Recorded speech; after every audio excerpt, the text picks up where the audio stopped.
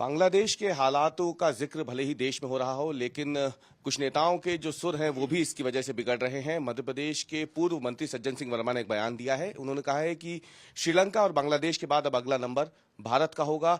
प्रधानमंत्री निवास में भी जनता घुसेगी। हमारे साथ मौजूद है मध्य प्रदेश शासन के मंत्री राकेश सिंह जी। इस बयान को कैसे देखते हैं आप? कांग्रेस के नेता हैं, सांसद रह चुके हैं, मंत्री रह चुके हैं। व्यक्ति के नाते नहीं, लेकिन बयान के नाते मैं कहूंगा कि बहुत बेहुदा और शर्मनाक बयान है। 130 करोड़ जनता के विश्वास का आलय है प्रधानमंत्री निवास। जब कोई प्रधानमंत्री वहां पर जाता है तो वो किसी दल या पार्टी का नहीं होता। भारतीय जनता पार्टी का विरोध जायज है, लेकिन भारतीय जनता पार्टी का विरोध करते करते आप राष्ट्र के विरोध पर चले जाओ, ये दुर्भाग्यपूर्ण है। देश की जनता इसको कभी माफ नहीं करेगी। कांग्रेस ने हमेशा विपरीत परिस्थितियां जब जब भी देश पर आई हैं, तब उन तत्वों से हाथ मिलाया जिन्होंने देश को नुकसान पहुंचाया, जो देश को खत्म करने की साजिश रचते हैं। लेकिन इस तरह के बयान देश के भीतर देना, बांग्लादेश और पाकिस्तान की जनता के साथ भारत की जनता की तुलना करना, भारत की जनता संस्कारित जनता है। पिछले 75-76 सालों का इतिहास है कि देश की जनता ने कभी कोई ऐसा काम हाथ में नहीं किया जिससे संविधान का उल्लंघन होता हो या देश की जो मूल आत्मा है उसको चोट पहुंचती हो। और इसलिए दुर्भाग्यपूर्ण बयान है।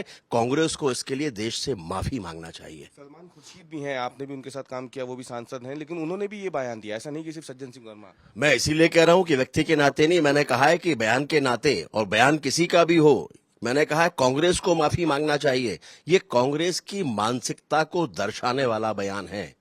कांग्रेस आज इस हालत में पहुंच गई कि वो राष्ट्र का विरोध करने लग जाए, वो ये मनाने लग जाए कि प्रधानमंत्री आवास में देश की जनता घुस जाए। इससे ज्यादा दुर्भाग्यपूर्ण स्थिति दूसरी नहीं हो सकती। सत्ता का मोह, सत्ता का लालच, ये कभी कभी समझ में आता है, लेकिन सत्ता का मोह, सत्ता का लालच आपको इस हालत पर पहुंचा दे कि आप इस बात की कल्पना करने लग जाए कि देश में अराजकता फैल जाए और देश की जनता प्रधानमंत्री आवास में घुस जाए, तो देश में बचेगा क्या? देश कहां रहेगा? ये वो देश है जिसने पूरी दुनिया को ज्ञान दिया है, लोकतंत्र का ज्ञान दिया है। दुनिया का सबसे बड़ा लोकतंत्र माना जाता है। गणतंत्र की परंपरा हमारी बहुत प्राचीन परंपरा है, और उस देश में कोई व्यक्ति ये कहे, ये बहुत शर्मनाक है, बेहुदा है। कांग्रेस को इसके लिए, उनके राष्ट्रीय अध्यक्ष को इसके लिए देश से माफी मांगना चाहिए।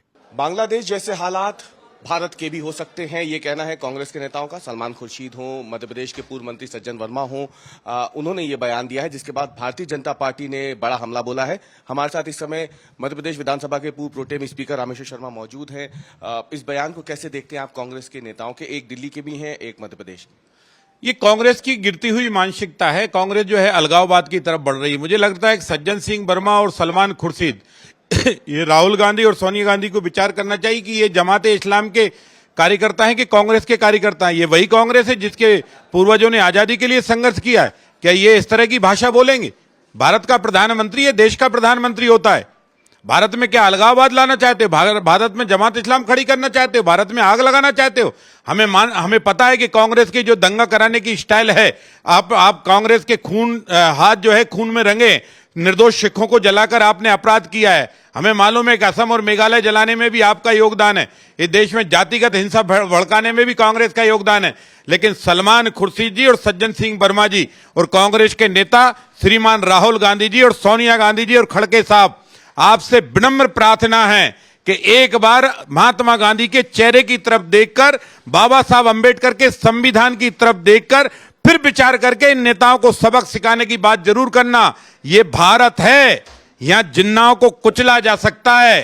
पाकिस्तान और बांग्लादेश और श्रीलंका से मत सीखो। दुनिया भारत के लोकतंत्र से सीखती आई है और आगे भी सीखती रहेगी। भाषाएं बदलवाओ, नेताओं के व्यवहार बदलाओ, और भारत के संविधान के प्रति सच्ची निष्ठा के साथ सर्वोच्च पद की मान्यताओं का सम्मान करो। आपके पूर्वज और आपकी प्रधानमंत्री ने आपातकाल लगाया, लेकिन इसके बाद भी कोई प्रधानमंत्री पर हमले की बात आपातकाल के दौरान भी किसी विपक्ष के नेता ने नहीं कही। फिर प्रार्थना है कि आपके नेता ज्यादा उग्रवादी हो रहे हैं, ज्यादा जमाती इस्लाम के लोग बनते जा रहे हैं, ज्यादा कट्टरता अपने मन के अंदर फहरा रहे हैं, ज्यादा चाटुकारिता, इस्लामिक और वोट की चाटुकारिता के कारण ये संविधान का भी उल्लंघन कर रहे हैं। हम उम्मीद करते हैं कि ऐसे लोगों को पार्टी से भी निकालिए और कठोर कार्रवाई करिए और देश से माफी मांगिए। बात करने के लिए मध्य प्रदेश विधानसभा के पूर्व प्रोटेम स्पीकर रामेश्वर शर्मा, जिन्होंने बड़ा हमला बोला है कांग्रेस के नेताओं पर और कांग्रेस के राष्ट्रीय अध्यक्ष से मांग की है इन नेताओं पर कड़ी कार्रवाई की। कैमरामैन प्रतीक के साथ अवीश पाल सिंह, भोपाल, आज तक।